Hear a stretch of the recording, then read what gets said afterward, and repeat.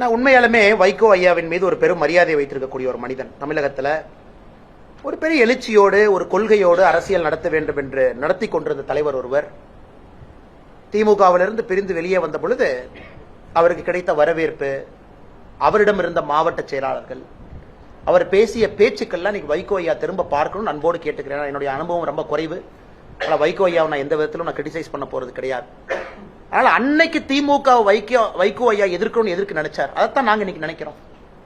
வைகோ ஐயா அவர்கள் ஒரு காலத்தில் வெளியே வரும்பொழுது அத்தனை மாவட்ட செயலாளர்கள் வந்தாங்க. பெரிய நெடும் பயணம் தமிழகத்தில் எடுத்திருக்கிறாங்க. திமுகவை அவர் திட்டியதெல்லாம் ஒரு வீடியோ போட்டோம்னா இலங்கை தமிழர் இஷ்யூல இருந்து திமுகவினுடைய நடவடிக்கை தமிழகத்தில் வைகோ ஐயா மாதிரி யாரும் திட்டிருக்க முடியாது. இன்னைக்கு அதே வைகோ ஐயா அவர்கள் என்ன சொல்றாங்கன்னா, நான் உயிரோடு இருக்கும் வரை தமிழகத்தில் திமுக ஆட்சி யாரும் அகற்ற விட மாட்டேன். என்னை பொறுத்தவரை வைகோ ஐயா நல்லா இருக்கணும், 150 வருஷம் வாழணும். அவர் கண் முன்னால் 2026 நாங்கள் திமுகவை இங்கே இருந்து அகற்றி காட்டுகின்றோம். அதை வைகோ ஐயா பார்க்கத்தான் போறாங்க. ஆரோக்கியமான வைகோ ஐயா அதை பார்க்கணும்.